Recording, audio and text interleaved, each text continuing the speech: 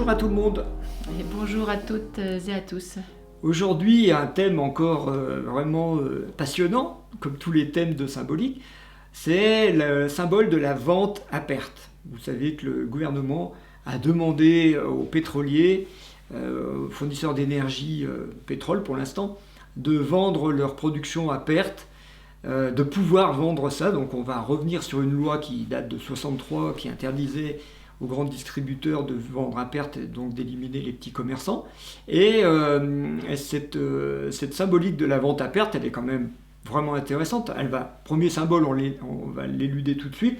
Le gouvernement est complètement dans un sentiment d'impuissance puisqu'il en est réduit à demander que ce qui est de son ressort, c'est-à-dire la gestion de l'inflation par exemple, soit prise en charge par les acteurs économiques du pays. Alors, le gouvernement, on commence à symbolique. Le gouvernement, c'est la tête.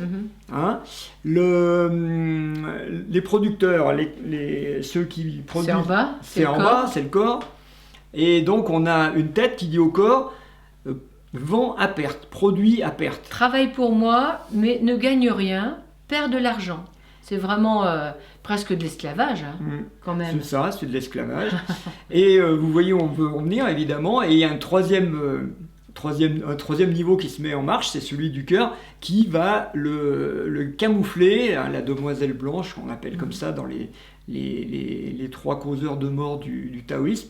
Elle va se mettre en action sous le prétexte de bons sentiments. C'est pour l'écologie, c'est pour les pauvres ménages qui n'arrivent plus à boucler les fins de mois, etc., etc.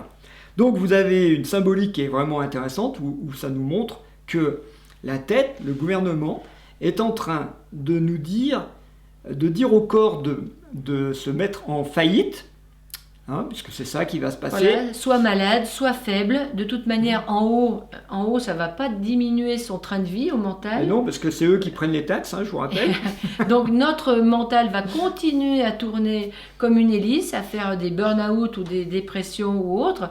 Et donc en bas, tant pis pour le corps, il faut qu'il subisse. Et là, il y aura des bons sentiments. J'ai entendu Carrefour et Leclerc qui disent « Oui, nous on va le faire jusqu'au 31 décembre, on va faire ça. Bon, pas sûr que toutes les enseignes puissent le faire, mais nous on est tellement contents. Puis on va faire baisser l'inflation aussi pour les pâtes, l'alimentaire. Enfin, les bons sentiments, vous avez compris comment ils vont nous arnaquer, parce que bien sûr, ils ne sont pas naïfs. Ils savent très bien que s'ils font ça, ils vont attirer plein de gens chez eux. Donc ils vont se sacrifier pour la bonne cause.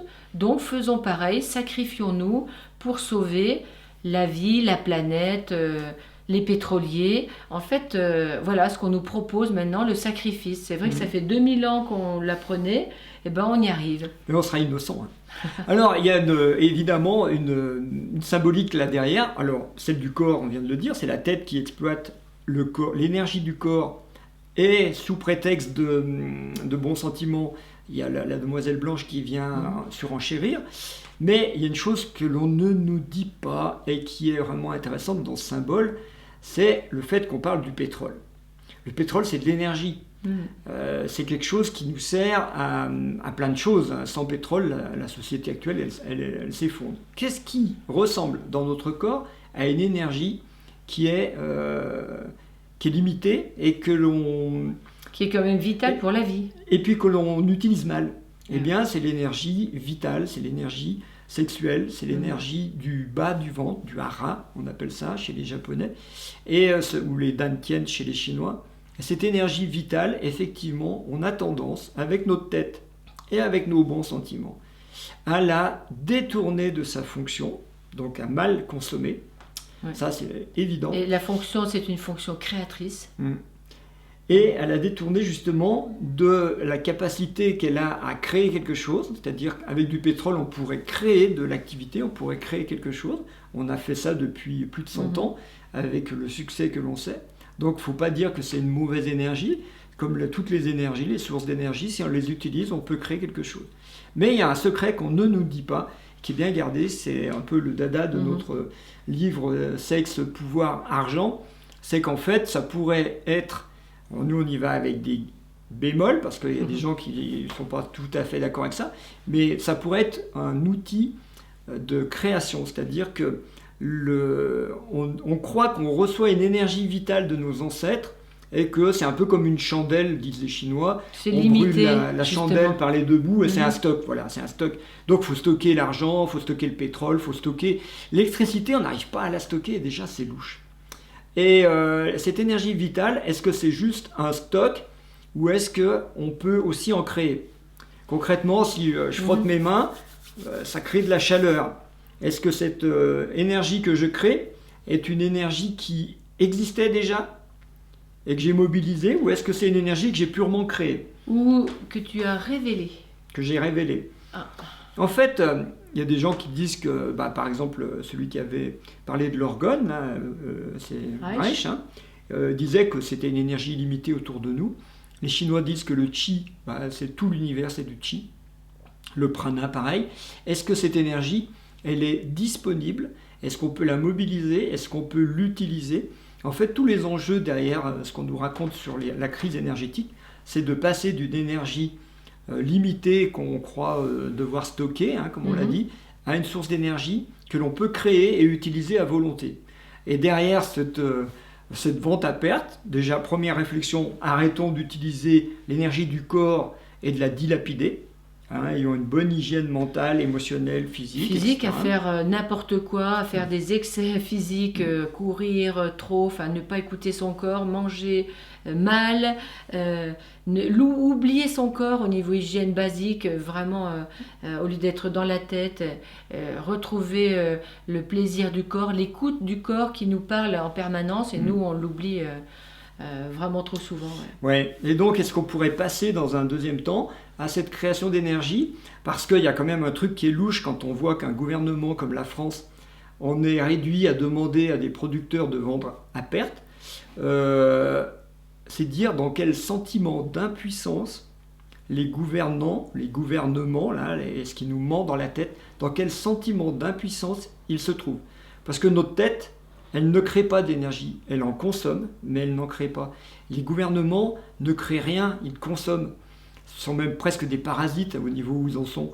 Et donc quand on voit dans ce type de décision le sentiment d'impuissance qu'il y a derrière, on se dit que c'est peut-être mûr pour que... peut-être qu'on va leur envoyer le livre. Non, mais quand tu parles de parasites, en fait, c'est certain que nos pensées nous parasitent. Parasite quoi? Notre outil mental qui est là pour capter l'esprit, capter les idées, les informations, capter le nouveau, les synchronicités, capter tout ce que la vie veut nous donner comme information pour qu'on puisse créer du nouveau. Et si on est trop parasité par des croyances, par des peurs, par de la culpabilité, en fait, en ce moment, on est rempli de ça.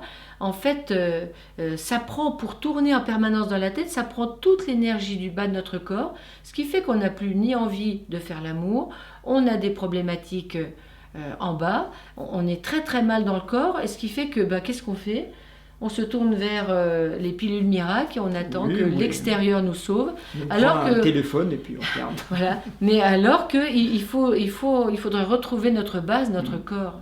Donc l'idée de la vente à perte, c'est vraiment ça. Il faut arrêter, voir clairement le sentiment d'impuissance.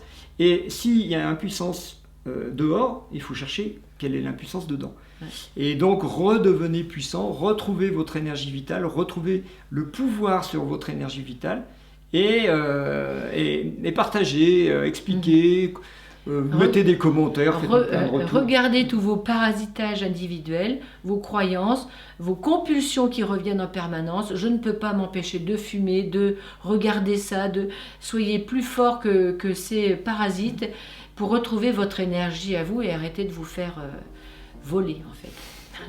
Allez, plein de bonnes choses. Allez, bonne observation de tout ça et puis soyez plus fort que tout. À bientôt. On vous embrasse.